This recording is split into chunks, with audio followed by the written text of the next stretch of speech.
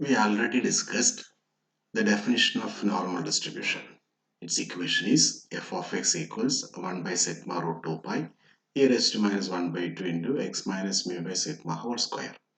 Here the variable x has range between minus infinity and plus infinity.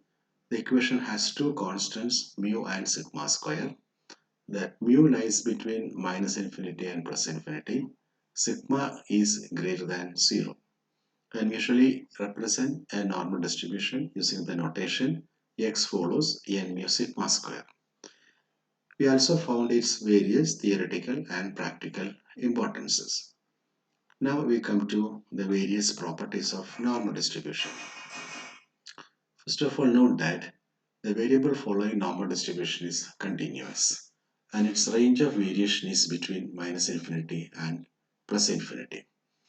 By saying the variable continuous, we mean that it can take all values between minus infinity and plus infinity. By saying this variable, there are two types of variables, random variables, discrete and continuous. In discrete random variable, we say that it can take either finite number of values or countably infinite number of values. For example, if x is the number on the face of a die when it is rolled, then x can take values 1, 2, 3, 4, 5, 6. Here the number of values is finite, 6 values only. If x is the number of vehicles waiting in a traffic signal, this x can take values 0, 1, 2, 3, etc. It is unending. It can go up to infinity. At the same time, this is countable. We can say 0 as the first, 1 as the second, 2 as the third, etc. So this is a situation of the variable has countably infinite values. So then we say the variable is discrete. So a variable is discrete if it is either finite or countably infinite. But in the case of continuous random variable, it can take all values within an interval. That means that the values will be uncountable. If you say the range of variation of a variable is between 2 and 5, it can take all values, all real numbers between 2 and 5. It is not 2, then 2.1 or 2.11, etc. All values, all real numbers between 2 and 5 are possible for this random variable. There is no break at all. That's why we say it is continuous and also uncountable. Therefore, we cannot count the values of the random variable lying between 2 and 5. We can say only the first value and the last value. So that is about a continuous random variable. The distributions we discussed, binomial and Poisson, the variables were discrete. You can see that in binomial distribution, the variable x represents the number of successes when a experiment is repeated n times. So that x can take values 0, 1, 2, 3, etc. n. That is n plus 1 values only, or finite number of values. Therefore, this variable that is considered in binomial distribution is discrete. In Poisson distribution also, the variable considered is discrete because there that x represents number of occurrences of an event in a duration of time. It is number of occurrences. So it may be up to infinity. It can go up to infinity, but the values are countable. That is 0, 1, 2, etc. That's why the variable in Poisson distribution also discrete. But in normal distribution, the variable is continuous and it can take any values between minus infinity and plus infinity. We cannot say the values of this random variable one, the next, then say next to next, etc. We can say only the least as minus infinity and the greatest as plus infinity. Thus, a random variable considered in normal distribution is continuous and its range of variation is minus infinity and plus infinity. Next property, we will do these interpretations of the two constants considered in normal distribution. There are two constants, mu and sigma square. They represent the mean and variance of normal distribution. So we actually address a normal distribution in terms of its constants mu and sigma square, or in terms of its mean and variance. Now we can see that this standard deviation of normal distribution is sigma. Since variance is standard deviation is the root of variance, the normal distribution standard deviation will be sigma. In the next property, we will consider the central moments of normal distribution. We take the central moments in two classes: odd order central moments denoted by mu 2r plus 1 and even order central moments denoted by mu 2r. Now, mu 2r plus 1 gives odd order central moments, that is by putting r 0, 1, 2, 3, etc. It gives mu 1, mu 3, mu 5x. That is 2r plus 1 will be 1 when r is 0, 2r plus 1 will be 3 when r is 1, etc. Even order central moments are given by mu 2r, that is mu 2, mu 4, etc. This mu 2, mu 4, etc. can be obtained by putting r1, 2, 3, etc. in the next equation. Now, this odd order central moments can be derived as 0, that is mu 2r plus 1 equal to 0. So from that equation we get the mu 1 0 and mu 3 also 0. Now even order central moments can be derived as 1 into 3 into 5 into etc. 2r minus 1 into sigma raised to 2r. So when r is 1, it is mu 2, and this product 1 into 3 into 5 into etc. to r minus 1 means it should contain the product of terms from 1 to 2r minus 1. 1 starting from 1, it can go up to 2r minus 1. So when r is 1, it is 2 into 1 minus 1, that is 1 itself. So in finding mu 2, we start at 1 and we have to stop at 1 itself because 2r minus 1 is 1. Therefore, its equation is mu 2 equals 1 into sigma raised to 2 into 1, that is sigma square. So mu 2 equals sigma square. Likewise, when r is 2, we get mu 4, and in the product 1 into 3 into n sigma raised to 2 into 2, because in 1 into 3 into 5 into etc. 2r minus 1, 2r minus 1 will be 2 into 2 minus 1, that is 4 minus 1, that is 3. So that product will be from 1 then 3. It has to stop at 3. That is actually the product is the terms 1, 3, 5 extra 2r minus 1. Here the last term 2r minus 1 is 3. Therefore it is 3 into sigma raised to 4. Now, the next property, we have the skewness of normal distribution. We have this skewness of normal distribution in this mathematical expectation module. It is given by beta 1 equals mu 3 square by mu 2 cube, and the coefficient of skewness is given by gamma 1 equals root beta 1. And based upon the value of gamma 1, we can say it is positively skewed if gamma 1 greater than 0, negatively skewed if gamma 1 less than 0, and symmetric if gamma 1 equal to 0. In the present case, we see that this mu 3 is 0. Therefore, beta 1 will be 0 by mu 2 whole cube, that is 0 itself. So coefficient of skewness gamma 1, which is root beta 1, which is 0 itself. Hence the frequency curve of normal distribution is always symmetric. In the introduction video also, we found that the normal distribution is symmetric based upon the mathematical property of a symmetry function. We found that this g of a plus x equal to g of a minus x is the property to be satisfied by a symmetry function. In normal distribution, we can see that f of mu plus x will be equal to f of mu minus x, and that is equal to 1 by sigma root 2 pi e raised to minus x square by 2. Hence it is symmetric about x equal to mu. We can see the next property of normal distribution in this measure of kurtosis. It is beta 2, that is mu 4 by mu 2 square, which is 3 sigma raised to 4 by sigma 2 square by substituting the values of mu 4 and mu 2, that is 3 itself. So coefficient of kurtosis will be gamma 2, that is beta 2 minus 3, which is 0.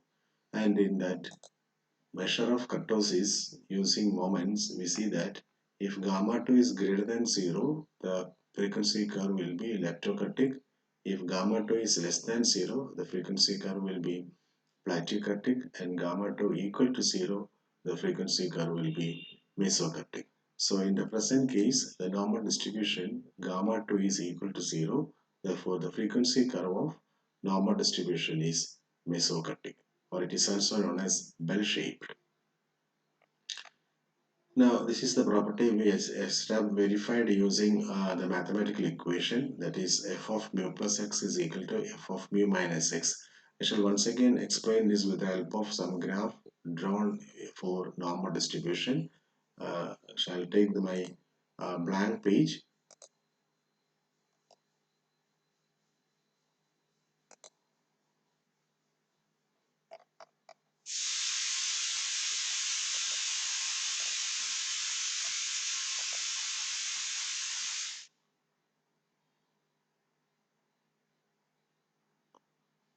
Yes, taking a pencil. Now,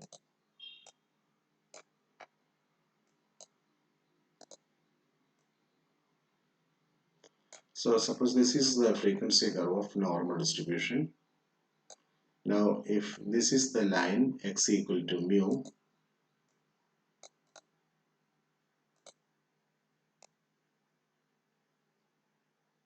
with respect to this line, the left and right sides will be identical. That's why that is the meaning of the frequency curve is symmetric about x equal to mu. X equal to mu. So this is the point, that is this is the point mu. That is the point along the x-axis. This is the range of variation of minus infinity, the range of variation of x, that is from minus infinity to plus infinity, and within that minus infinity and plus infinity, x has the value mu. With respect to this mu only, the frequency curve becomes symmetric, even though there is slight variation in the left and right sides of this line x equal to mu in the drawing. It actually means that the curve is symmetric about x equal to mu. So if you take a point in the right side of mu, that is, this is mu plus x, that is a distance x units from mu, that is mu plus x. Likewise, we take a same point equidistant in the left side, so this is mu minus x. Okay, that means if this mu is on 25, this is some 25 plus 5, 30, and this is some 25 minus 5, 20. That's what I said in this property, f of mu plus x, f of mu minus x. That means we take the 2 points mu plus x and mu minus x of the variable equidistant from mu. Now this symmetric property shows that the functional values, that is the notation f of mu plus x and f of mu minus x, the functional values at mu plus x, that is f of mu plus x, the functional values at mu minus x, that is f of mu minus x, they will be equal. That is what we show in this graph. If this is that mu plus x, mu minus x, this is the height of f of mu minus. This height represents f of mu minus x, and this height represents f of mu plus x. We see that this f of mu minus x, that height, is equal to this f of mu plus x, that is the height at mu plus x. That's what the meaning of the graph is symmetric with respect to the line x equal to mu. So we can see that the normal distribution is symmetric about x equal to mu, and if the graph is symmetric about x equal to mu, the median and mode all will coincide at same point. That's the property we have seen in the frequency curve. We can see that the positively skewed curve is when mean is greater, that is exactly right, and then median, then mode. So positively skewed is when mean is greater than median, greater than mode. Negatively skewed is when there is mode is in the right extreme. So it is mean is less than median, less than mode. So positively skewed and negatively skewed, that is when they are unequal. Now in symmetric distribution, all these will coincide at same place. that is mean, median, mode, they will appear in same location, and that location is here exactly equal to mu.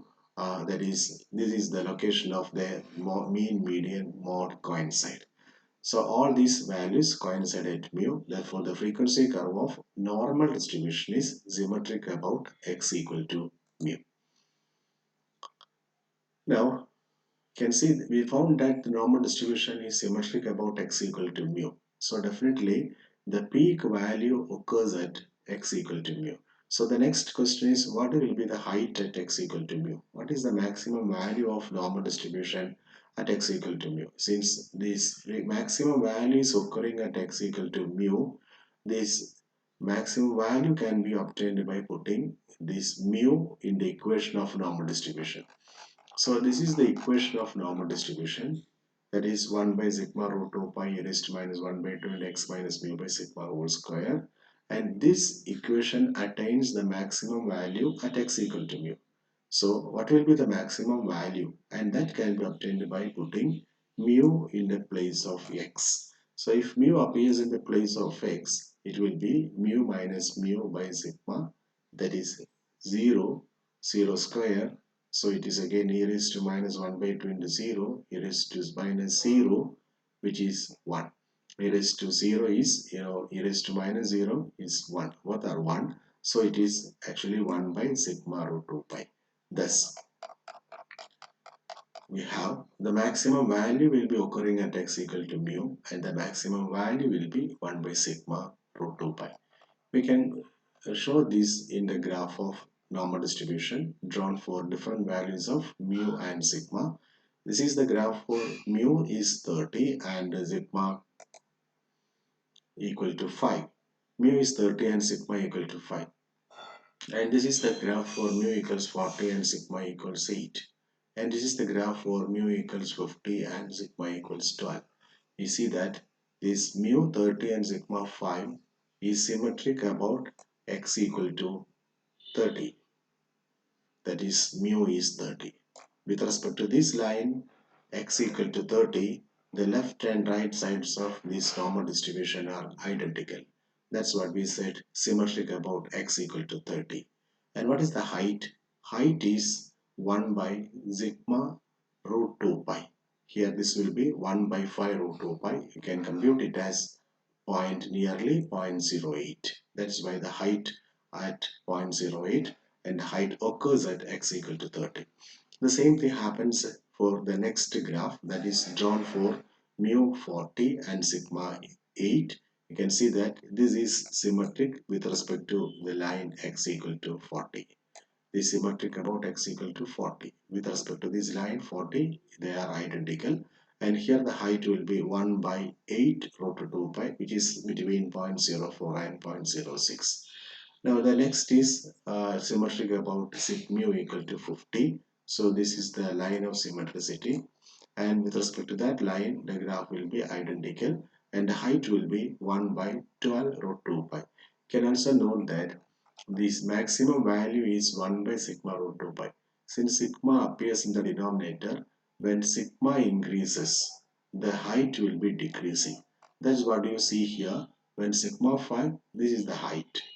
Okay, when sigma is 8, it will be 1 by 8 root 2 pi, which is less than 1 by 5 root 2 pi. And in sigma 12, it is 1 by 12 root 2 pi, which is less than both this sigma 5 and also the case of sigma 8. That's why the graph height decreases when sigma increases. So since sigma appears in the denominator, the height will be decreasing when the sigma will increase. Now this property is about uh, the mean deviation about mean of normal distribution, quartile deviation of normal distribution, and also standard deviation of normal distribution. We can derive the normal distribution mean deviation as 4 by 5 sigma, and quartile deviation as 2 by 3 sigma, and mean deviation, no, standard deviation already found as the variance square root, which is sigma itself. So if you express them in a ratio, it will be standard deviation comes the first, 1 is to 4 by 5 is to 2 by 3, which can be further simplified as 15 is to 12 is to 10. the standard deviation, mean deviation, and quartile deviation follow the ratio 15 is to 12 is to 10. We are not coming to the derivations of all these properties of normal distribution like the mean, then mean variance, central moments, and also this mean deviation, quartile deviation. We are just uh, give the reference of those properties of normal distribution because derivations of those properties involve very sophisticated mathematical treatments. The next is an additive property of normal distribution. If x and y are any two random variables with normal distribution, with x follows n mu1 sigma 1 square and y follows n mu2 sigma 2 square. So these are the two random variables having normal distribution.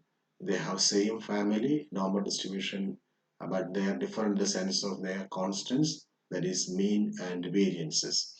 Now we compose another random variable using these x and y. That is, we consider a1x plus a2y, where a1 and a2 are certain constants. You can take a1 as some 4, a2 as some 3, so it is 4x plus 3y. Or you can take a1, a2 as a1 as some 7 and a2 as minus 2, so 7x minus 2y. So our interest is to know the distribution of this linear combination of these two random variables x and y.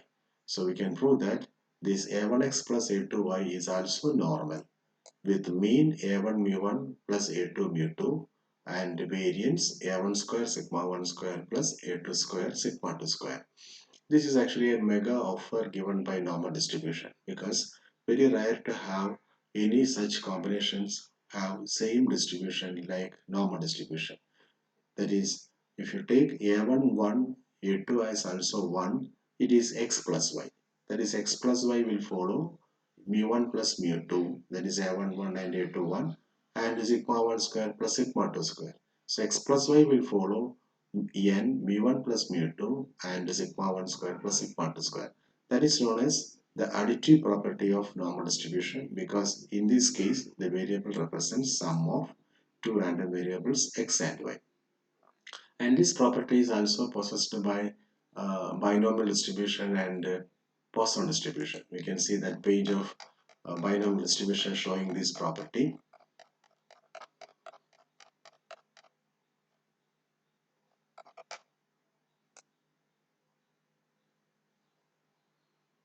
Yes, we can see that this x plus y follows Poisson distribution, no, binomial distribution with binomial n1 plus n2p. That is, sum of two random variables has binomial distribution. Likewise, this Poisson distribution also possesses the same property. There also we can see it has additive property, that is, yes, x plus y follows Poisson with parameter lambda 1 plus lambda 2. But in normal distribution, this property is something above. Okay, this additive property because not only this a1 1 and a2 1, for any choice of a1 and a2, it has normal distribution. In binomial and Poisson distribution, it is only for x plus y. But this is for any choice. You can take a1 as 4, then a2 as 2, so 4x plus 2y. So it also shows that if a1 is 1 and a2 minus 1, we get x minus y. So in short, all combinations of x and y will follow normal distribution, and in specific, sum of two random variables following normal distribution is normal distribution, and also difference of two random variables following normal distribution also has normal distribution. That's why we say it is a very important property of normal distribution. The next two properties show, next two lines show this attraction of some other distributions towards normal distribution. I shall explain this with the help of the graph of uh, normal distribution and binomial distribution. So this is the graph of binomial distribution drawn for n 10 and p 0.15. That is x follows binomial 10 0.15. So we have the equation of binomial distribution. this 10cx, 0.15 raised to x, and 0.85 raised to 10 minus x. Generally, this is ncx p raised to x q raised to n minus x. In this general equation, we will put n equals 10 and p equals 0.15. Definitely, q will be 0.85. So, for that variable distribution, the variable has value 0, 1 to etc. 10. So this graph shows the probabilities occurred at 0, 1, 2, etc. 10. That is binomial 10, 0.15. The heights represent the p of 0, p of 1, p of 2, etc. Now the last is p of 10. In the next slide, we can see I am increasing the height, the number of trials. N is now 20. So we are observing whether the shape becomes symmetric or not when n becomes larger and larger. So this is the situation for n is 10. Now this is the situation for n is 20. Now in the next we take n is 40. So from that skewed shape, this is a skewed shape, the graph gradually shifts to a symmetric shape when n becomes larger and larger. That is, when n tends to infinity, the shape of the frequency curve followed by binomial distribution will be changed to symmetric shape. That is, this is for n equal to 70. You can see this is n equals 100. Next, this is n equals 170. So this is a very beautiful symmetric shape. So this shows the attraction of binomial distribution to normal distribution, and that attraction occurs when n tends to infinity. That is stated in the next property. That is, when n tends to infinity, this binomial distribution can be approximated, or that z minus x minus np by root npq follows n01. This x is here addressed as bnp, binomial distribution, and this n when tends to infinity, this x binomial distribution random variable will be changed to Poisson normal distributor random variable. The same thing happens in Poisson distribution also. We can again see the graph of Poisson distribution. This is the situation of Poisson distribution when lambda is 0.5. We have the equation of Poisson distribution as e raised to minus lambda, lambda raised to x by x factorial. In this equation, we put lambda as 0.5. So if you put 0, 1 to etc. after substituting the value of lambda in the equation, we have the various probabilities. That is, p of 0 will be e raised to minus 0.5, 0.5 raised to 0 by 0 factorial. P of 1 is e raised to minus 0.5, 0.5 raised to 1 by 1 factorial, etc. And we plot all these probabilities in the graph, we can see that this 0, that is 0.6 approximately, I have listed all the probabilities at various points, that is P 0.6065. This 0.6065 is obtained by putting this zero point zero 0.05 in the place of lambda and 0 in the place of x. That's how this P0, now P1, P2, etc. So this is the graph of the Poisson distribution when lambda is 0.5. The next I take lambda as 1. Okay, so there is the probabilities 0.36787 and again 0.36787 because the mode of the Poisson distribution will be at lambda minus 1 and lambda. Since this lambda is 1, lambda minus 1 has the highest probability and lambda also with highest probability. That is, it is bimodal. Poisson distribution is bimodal when lambda is a whole number, and Poisson distribution is unimodal when lambda is not a whole number, and that mode will be the whole number lying between lambda minus 1 and lambda. So this is about the graph of the Poisson distribution when lambda is 1. Now we can see that when lambda increases, the shape from that positive, this is a positively skewed shape, then from this positively skewed shape it moves to symmetric shape. This is the situation where lambda is 2.75. This is when lambda is 4. Again, you can see at lambda and 4, at x equal to 4 and at x equal to 3, the highest probability appears because the mode occurs at lambda minus 1 and lambda, that is 3, 4 minus 1, 3 and 4. Now this is lambda equal to 4. So the shape is little bit symmetric. So this is 5. Then you can see that 7.5. Now this is 12. So it becomes very symmetric. And thus the shape becomes very symmetric when lambda becomes larger and larger. So that is given in the next property of normal distribution, when actually x follows P of m. Here m is taken for lambda, P of m. Then z equals x minus m by root m follows n01 when m tends to infinity. That is, this x is actually Poisson random variable. And that x can be moved, x will move to the shape of normal distribution when this parameter of this x tends to infinity. That's about the attraction of normal binomial distribution and Poisson distribution towards normal distribution. That's all.